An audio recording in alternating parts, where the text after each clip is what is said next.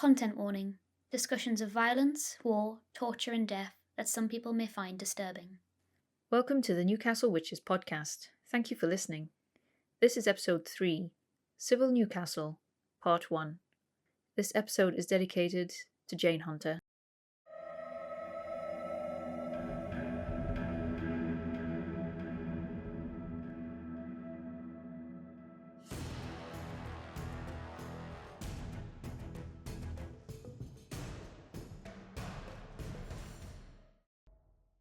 Hello and welcome to the Newcastle Witches Podcast. I'm Maria. And I'm Caitlin.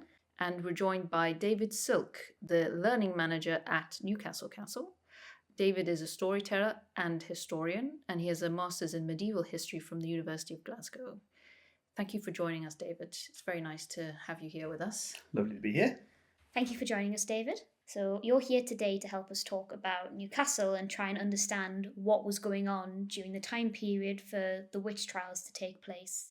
Yes, so just to give a bit of background on Newcastle in the middle of the 17th century. It's quite an eventful century, really, for Newcastle. So Newcastle, during the time of the English Civil War and a little bit before, it's the largest town in northern England, certainly, north of York. So it's a fairly substantial town, but it would be quite small by modern standards, I think. So we estimate the population generally, it's somewhere around 10 to 12,000 in the whole town. It's still very much basically the medieval town. It's surrounded by a high stone wall built in the 1300s to keep the Scots out during the wars in the Middle Ages. And while there are sort of suburbs starting to grow up outside the town walls, that's still primarily the boundary of the town. So people are crammed into this fairly small space. The walls run between, the west walls are still visible around Chinatown in Newcastle alongside Style Street. And they run to the east, roughly around Pandon, around Manners Metro.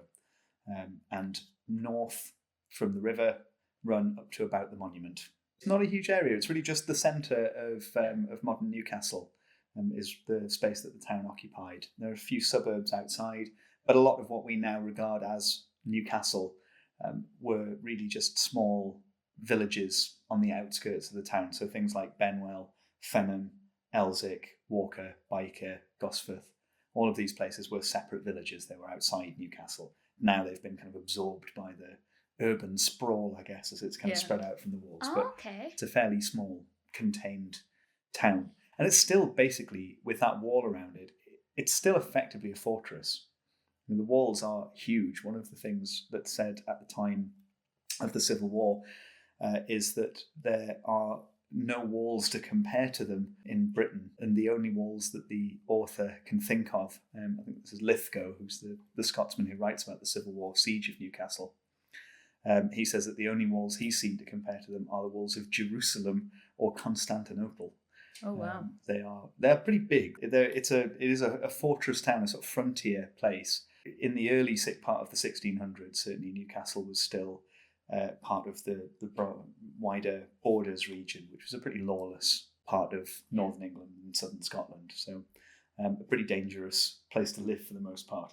It become a little bit more peaceful with the Union of the Crowns in the first half of the 17th century. So some of those tensions, some of the danger and things had started to kind of simmer down a little bit, I suppose, by the 1630s. But it's in the 1630s, really, that Newcastle has its first outbreak, I guess, of bad luck. And outbreak is the word. But 1636, Newcastle has a devastating plague outbreak.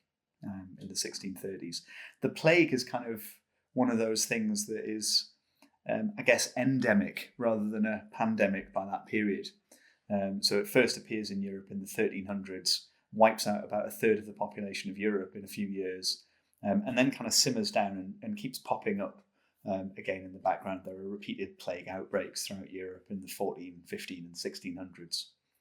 Really famously, there's the big one in London in the 1660s. But 1636, Newcastle has an outbreak which seems to spread from North Shields.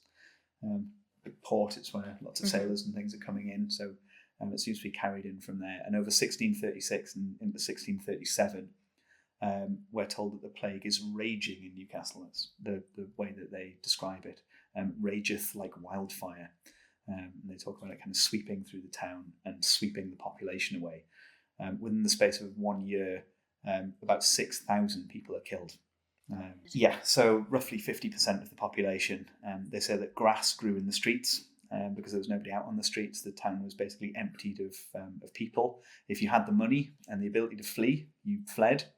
Oh my goodness. Those who couldn't were often quarantined in their houses, or there was a quarantine hospital built on the town moor as well, where people were locked in to keep them from moving around the town and spreading the plague.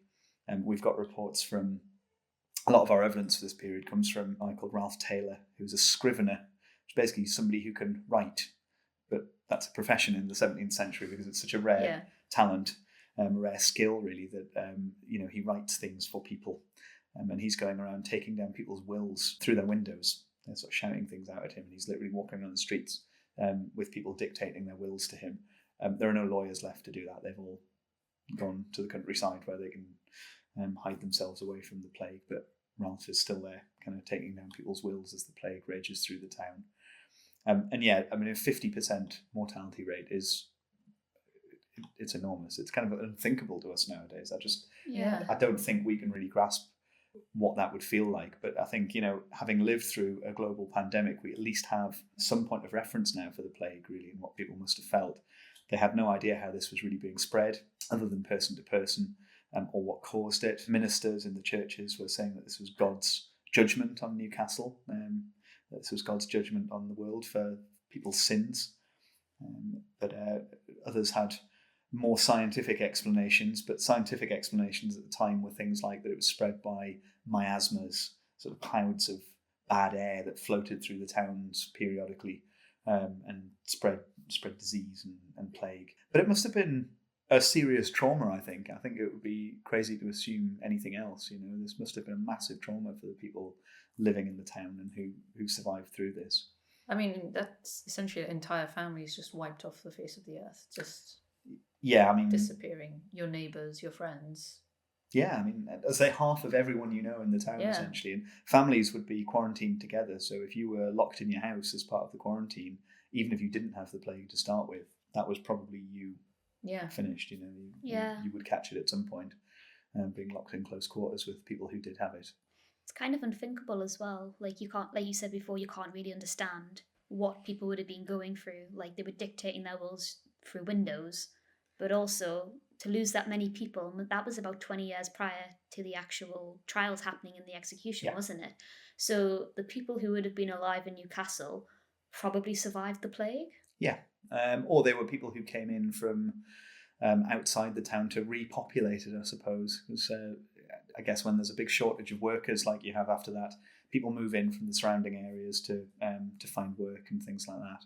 So we know there were a lot of, I think there were a lot of Scots, for example, living in places like Benwell and Elsick, in that period working as miners out in the villages. I suspect a lot of those people would have found themselves back in the town as well. So they'd either be newcomers without the same, I guess, family ties to the population, or they'd be people who'd survived that, who'd lived through that.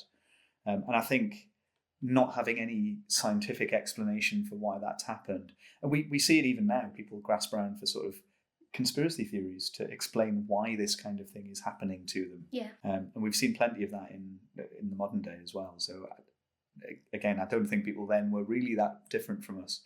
They were grasping around for something to explain this. And as I say, the preachers a lot of the time latched onto this idea that this is God's vengeance, God's judgment on a sinful world, that they're somehow punishing people or wouldn't allow this to happen unless there was some wickedness going on in Newcastle that he didn't approve of.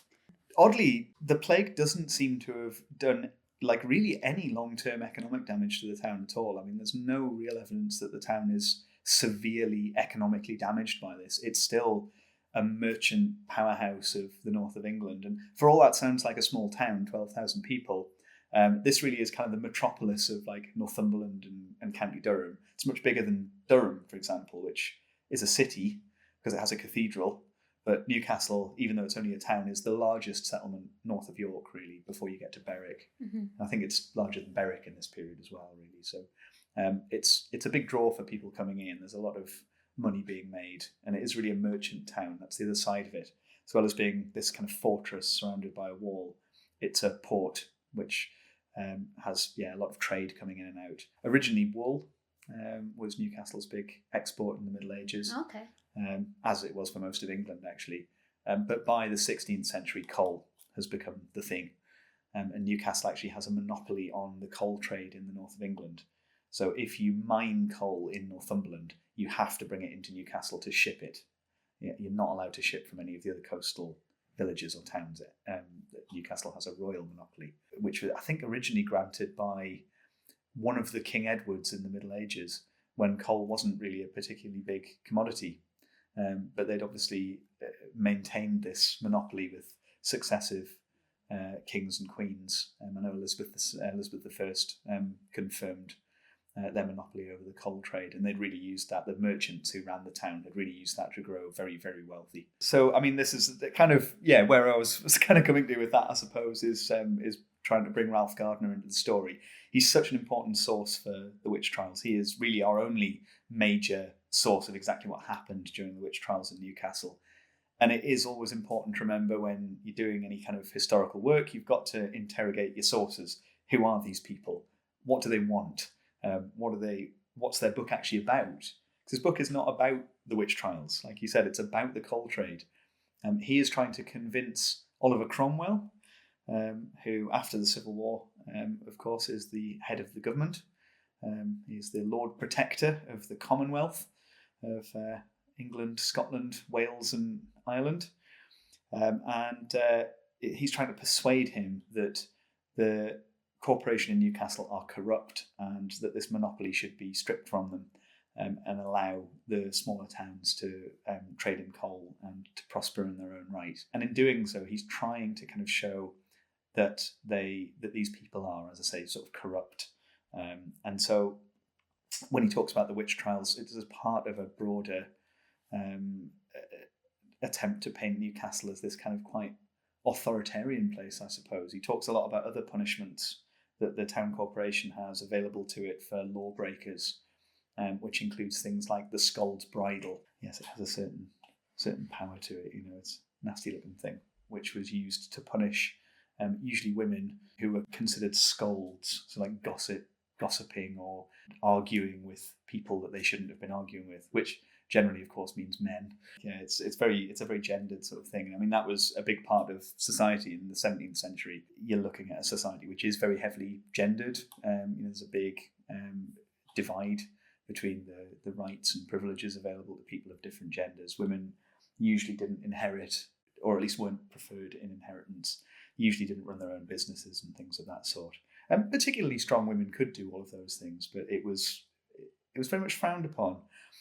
And that's, I mean, another thing that feeds into the witch trials, really, is that we're looking at a time period where increasingly people are becoming kind of very conservative about the way that they view gender roles and the roles of women. And, we hear a lot about how women are the kind of weaker vessel and more vulnerable to the devil and his wiles, his temptations and things like that. The scold's bridle is, obviously a less grim punishment than being hanged as a witch, but it very much shows that kind of idea that the laws in the country, certainly in Newcastle, were heavily gendered and were heavily weighted against women, really. He does also talk about a few other slightly more comical seeming punishments to us, like drunks were apparently made to wear a barrel over their head. And so we do have to bear that in mind when we read his accounts of the witch trials. He's not somebody who doesn't have an agenda. He has an agenda. He very much has his own agenda, and he's very much driven by that. He's against the corporation, right? Yes. He does not like it. So he's very much putting the blame for the witch trials on the corporation, and largely, I suppose, not absolving, but the wider population isn't mentioned quite so much in that. So, but that's Gardiner, and that it gives a bit of the sort of economic background certainly to the area. And the Civil War itself obviously looms quite large in all of this as well. So that's the end of Civil Newcastle Part 1. Tune in for Part 2, where David will speak to us about the Civil War in Newcastle and the impact it had on the city and the people. Please find us on social media. Come and say hello. We're on Twitter, Instagram, and Facebook as the Newcastle Witches Podcast. Thank you for listening.